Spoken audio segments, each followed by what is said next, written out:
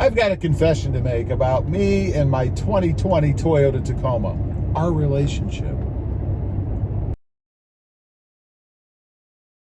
Well, good afternoon, everybody, and welcome back to the channel. Hey, as I mentioned, I have a little confession to make about my relationship with my 2020 Tacoma, specifically the manual.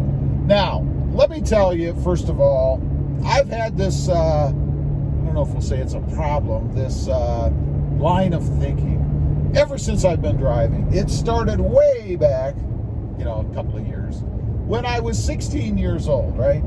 I seem to be very sensitive to the vehicle I'm driving. Everything from what it looks like, people being around it, touching it, and how it performs, how it drives, what it feels like. I don't know why, I don't know where this comes from, but it's been there ever since I can remember. And what I'm talking about is pretty much every little nuance about the vehicle, right? How it feels, how it rides, the sounds it makes, the power it has, its reliability, which I think is probably true for most people, but all of those little things put together. So, what am I talking about regarding the manual 2020 Toyota Tacoma? Well, first of all, we have to just start with the truck, right? I mean, I'm always comparing it to my standard. And this is my own, in my head, made up expectations, I guess, of what a vehicle, truck or not, should be. It should be fairly powerful. I mean, I want it to go when I want it to go, whenever, whatever that means, whatever that is. I want it to feel good. I want to have a good, comfortable ride. Now, I'm not saying that it's got to be Cadillac or Lexus smooth, but it does have to be comfortable. I don't want to, get beaten up every time I get in the truck. I don't want to be sitting in it, bouncing around and slamming bumps and, feeling everything in the road. I mean, I'm not looking for that. It's not my thing. I know a lot of people out there love to feel the road. They want to feel every nuance. Me, I don't really care. I don't care if I can feel a pebble in the road. I don't want to feel the pebble in the road. So it has to have a decent ride for what it is. Again, I realize it's not, a luxury car, and it's not going to have a luxury ride, but still needs to be pretty darn comfortable. Secondly, power. It's got to have power. It's got to be able to get out of its own way, right? I mean, when I want to give it power, give it gas or whatever, I want it to go. I don't want a huge lag. I don't want to have to wait. I would love to have it, my ideal vehicle would be instantaneous. Kind of sounds like what you get out of an electric vehicle, right? But that's what I want to have. And if it doesn't come close to that, or at least reasonably close, again, I realize I'm not driving an electric car or a 1,000 horsepower, monster car or something, truck. But I do want it to go. I want it to have what it should have, or what I think it should have, when I want it, if that makes sense. Now, I mentioned the transmission. It is a manual transmission, and there are a few things that I want it to have. I want it to be smooth, right? I want it to go through the gears smoothly. I don't want to feel notches. I don't want to have to guess where the slot is. I want it to go where it is that I think it should go.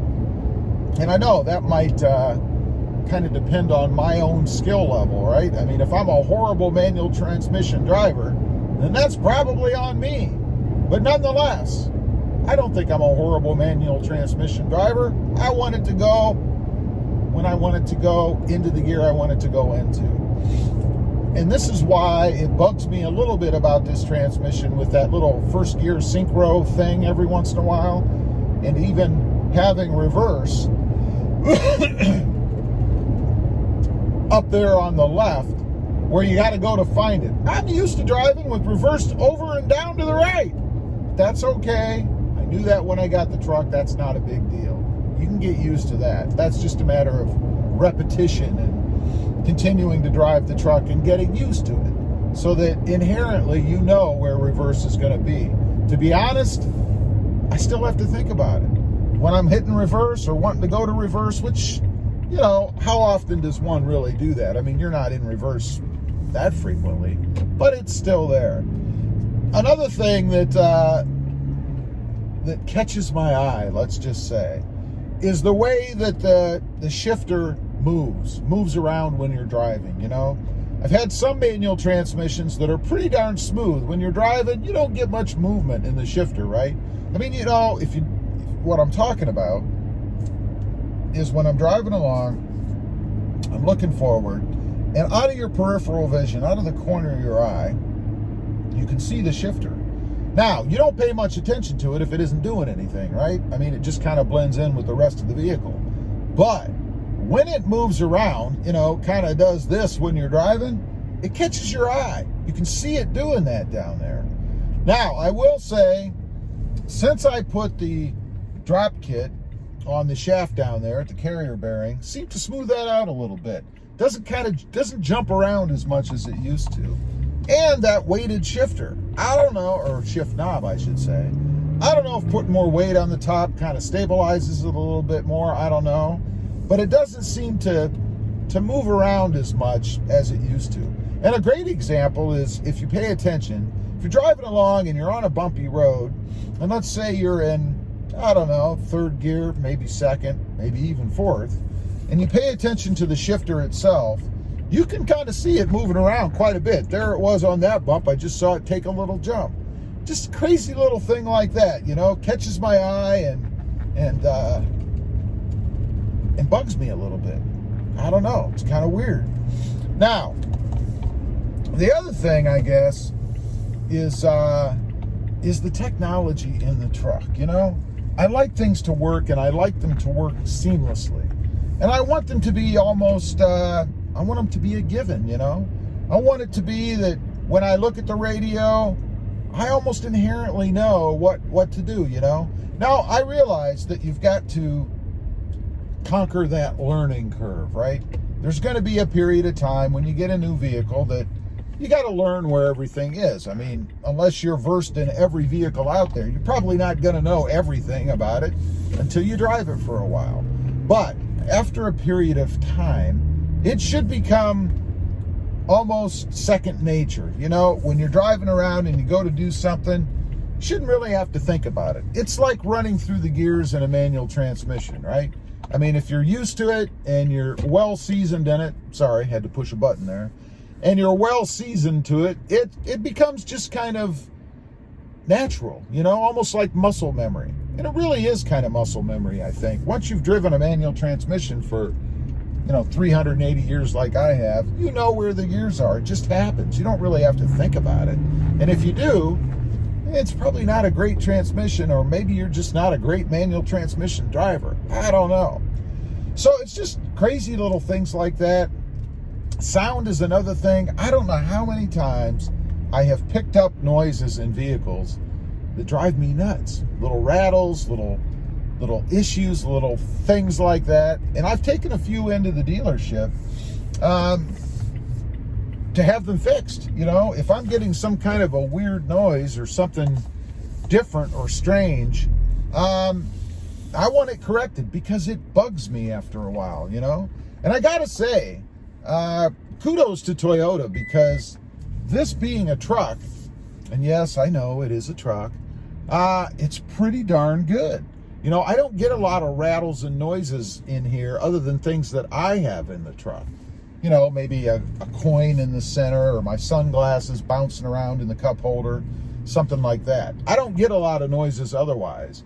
So I'm pretty darn happy with that. I've had vehicles in the past that have had squeaks up at the windshield, you know, in the dash, where either the plastic is vibrating and rubbing something, or maybe there's a wire in there that wasn't insulated or cushioned properly, and it kind of hits against the, hear that?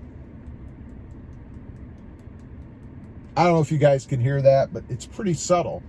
But after you're driving for a while and you're in the vehicle, you pick up on things like that, and it kind of grates on your nerves after a little while, right?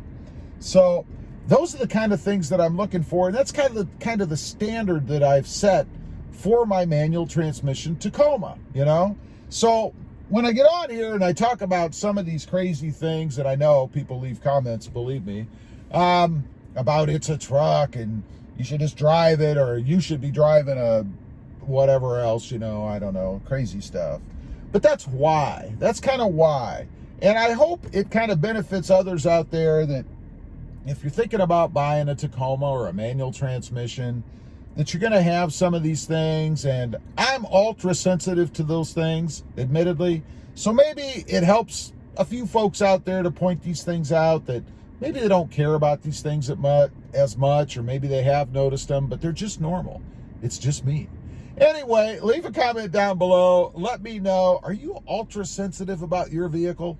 Everything from people just standing around it to little squeaks and noises or sounds or things that might come from it? I'd be curious. Am I the only one? Let me know.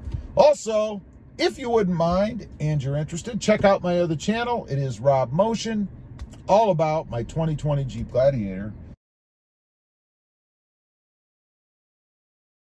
And don't forget to click that notification bell so that you don't miss out on any upcoming videos.